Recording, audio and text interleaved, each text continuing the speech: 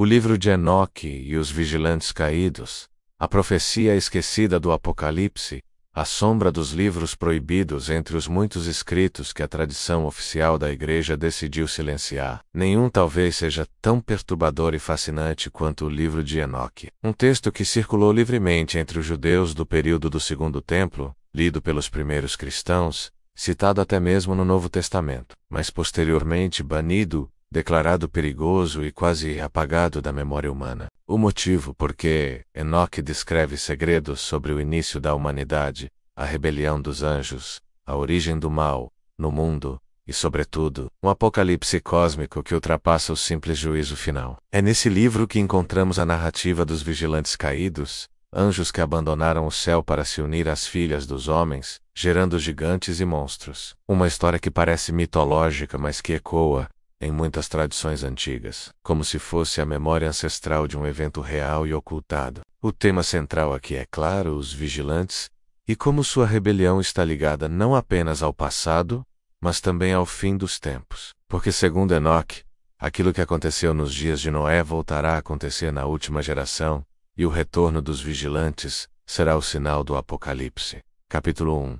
Menos quem foi Enoque. A Bíblia canônica dedica poucas linhas a Enoque. Em Gênesis 5:24, está escrito: Enoque andou com Deus, e já não foi encontrado, pois Deus o havia arrebatado. Esse breve versículo já é suficiente para alimentar mistérios. Diferente de Adão, Noé, Abraão ou Moisés, Enoque não morreu de forma comum. Ele foi retirado da terra, levado para o céu, ainda em vida. Na tradição judaica, ele é o primeiro homem a transitar entre os mundos, a ter acesso direto ao conhecimento celeste. O livro de Enoque ou Enoque amplia essa história. Nele, Enoque se torna escriba celestial, anotando segredos dos anjos, revelações sobre a criação e visões sobre o futuro. Seu papel é o de um intermediário, o homem que recebe revelações não apenas sobre Israel, mas sobre toda a humanidade. É nesse contexto que surge a narrativa dos vigilantes. Capítulo 2 menos os vigilantes e sua queda.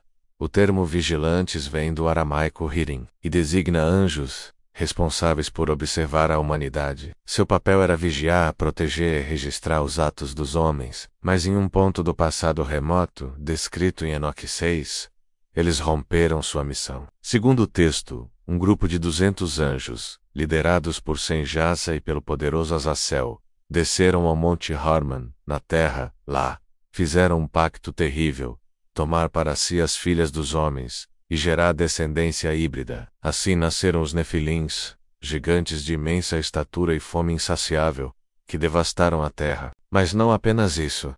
Os vigilantes ensinaram aos homens conhecimentos proibidos. Azazel revelou o segredo das armas, do ferro e do bronze. Senjaz ensinou encantamentos e feitiçaria. Outros ensinaram astrologia, magia, cosmologia e a arte da sedução. Esse é um detalhe crucial. Segundo Enoque, o avanço repentino da civilização humana não foi apenas natural, mas consequência de uma corrupção angelical. O mal não nasceu apenas da serpente no Éden, mas da transmissão deliberada de segredos celestiais a uma humanidade ainda imatura. Capítulo 3 menos o juízo dos vigilantes. Diante do caos, os homens clamaram ao céu. O livro de Enoque descreve que até mesmo os anjos fiéis intercederam junto a Deus, denunciando a corrupção que os vigilantes trouxeram. Deus então ordenou que o arcanjo Uriel alertasse Noé sobre o dilúvio iminente, que Rafael aprisionasse Azazel em trevas eternas, que Gabriel exterminasse os Nefilins, e que Miguel conduzisse o julgamento dos anjos caídos. Os vigilantes foram aprisionados em abismos de trevas, até o dia do grande julgamento. Já os Nefilins, mortos no dilúvio, não desapareceram completamente. Seus espíritos, segundo Enoque, se tornaram os espíritos malignos que ainda hoje vagam pelo mundo, o que a tradição cristã chamaria depois de demônios. Essa passagem é fundamental. Os demônios não seriam anjos caídos diretamente, mas os espíritos dos híbridos gerados pela união dos vigilantes com as mulheres humanas. Essa visão contrasta com a doutrina oficial da Igreja, mas ecoa em muitas tradições místicas e ocultistas. Capítulo 4 menos o retorno dos vigilantes no fim dos tempos. Aqui está o coração apocalíptico do livro de Enoque. O texto afirma que, nos últimos dias, o pecado dos vigilantes será repetido. O que aconteceu nos tempos de Noé se repetirá antes do fim. Jesus, no Evangelho de Mateus 2:4 e 37, ecoa esse mesmo conceito. Assim como foi nos dias de Noé, assim também será na vinda do Filho do Homem. O que foram os dias de Noé? Dias de corrupção angelical, mistura de raças, gigantes na terra, violência generalizada. Logo, Enoque e os evangelhos convergem.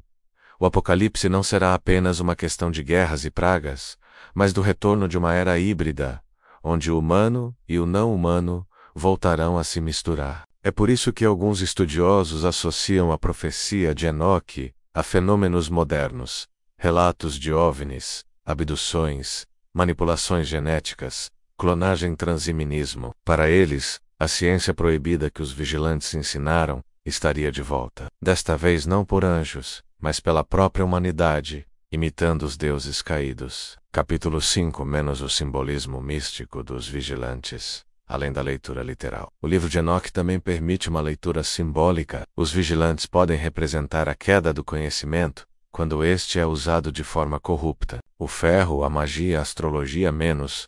Tudo isso são metáforas de saberes poderosos que, sem sabedoria, levam à destruição. Nesse sentido, os vigilantes são um espelho da própria humanidade. Somos criaturas que vigiam, que buscam conhecimento, mas que podemos cruzar limites perigosos. O Apocalipse enoquiano, então, é um aviso.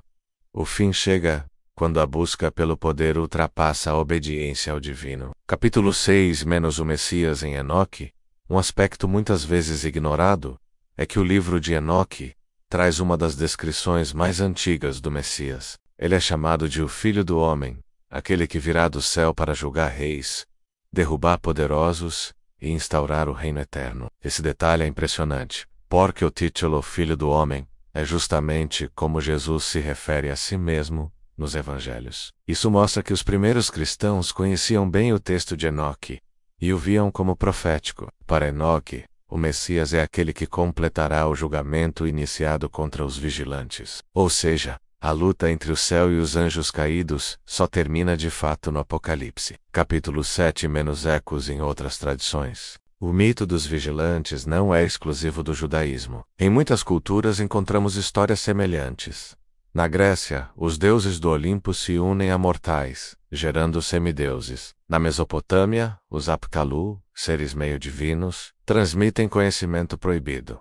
Na Índia, os deuses e asuras também se misturam aos homens. Todos esses relatos falam de uma idade dourada corrompida, em que seres celestes conviviam com a humanidade, mas cujo resultado foi destruição. Isso reforça a ideia de que Enoque preserva uma memória ancestral universal. Capítulo 8 menos a razão da censura. Se o livro de Enoque era tão lido, por que foi banido? A resposta parece dupla. Por um lado, o judaísmo rabínico rejeitou Enoque porque suas visões sobre anjos e o Messias divergiam da tradição oficial. Por outro, a igreja cristã, embora tenha usado ideias de Enoque, considerou perigosa a noção de anjos, gerando descendência física. Isso confrontava a teologia estabelecida sobre a pureza do céu. Por séculos, o livro desapareceu do Ocidente, sobrevivendo apenas na Etiópia, onde permaneceu como escritura sagrada até hoje. Quando foi redescoberto no século XVIII, estudiosos ficaram espantados com sua profundidade. O que antes parecia apenas um mito passou a ser visto como uma chave para entender as raízes do cristianismo